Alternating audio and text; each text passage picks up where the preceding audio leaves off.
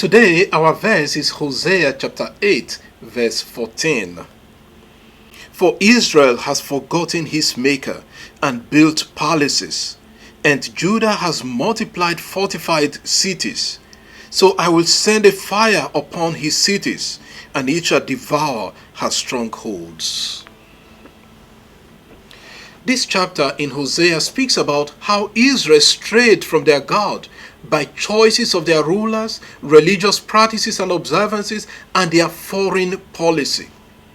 Israel violated the covenant and chose leaders, their kings, from an unlawful dynasty which God had not approved, rather than from the Davidic dynasty.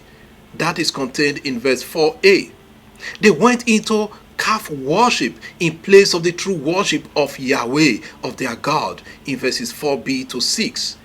King Jeroboam introduced idolatry, if you read 1 Kings chapter 12, and that remained the official cult or the official worship till the conquest of the northern kingdom by Assyria.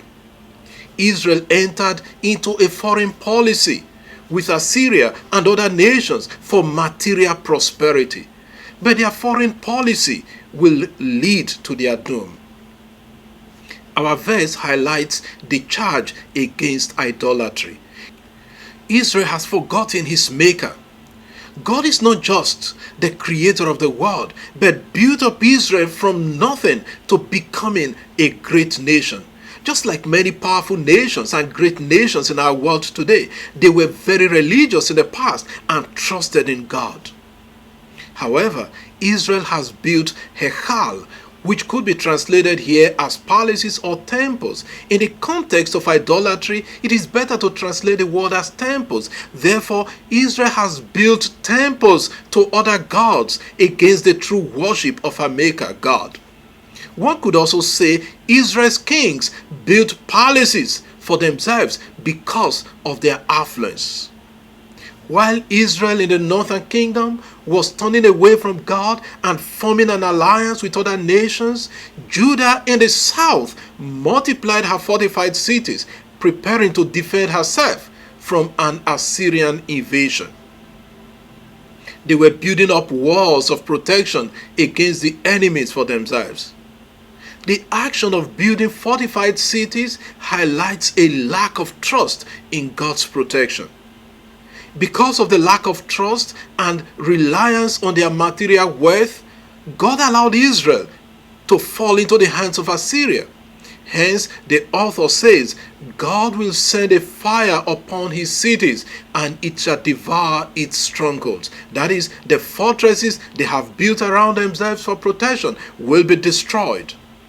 We'll see that later on, Judah would also be destroyed by the Babylonians. This verse shows that forming alliances with powerful nations and building the nation's military power and defenses are not enough to protect the people. When Assyria invaded, they overran Israel, destroyed everything, and took them into exile. What do we learn from this verse? Israel turned away from God, worshipping her material sources like many prosperous nations of the world today, or influential, wealthy individuals. They trusted in their wealth and ability to defend themselves, forgetting the God who formed them and brought them to where they were. We too can easily substitute materialism for God and trust in our wealth or high fences to protect us. But the psalmist says, unless the Lord builds the house, those who build it labor in vain. Unless the Lord watches over the city, the watchman stays awake in vain. Psalm 127 verse 1. The level of insecurity is becoming alarming. To whom shall we turn? Who shall we trust? Let us ask for God's protection today to defeat those satanic elements who wreak havoc on innocent people. Lord, protect your children from the power of the evil ones. Amen. God bless you, and I wish you a lovely day.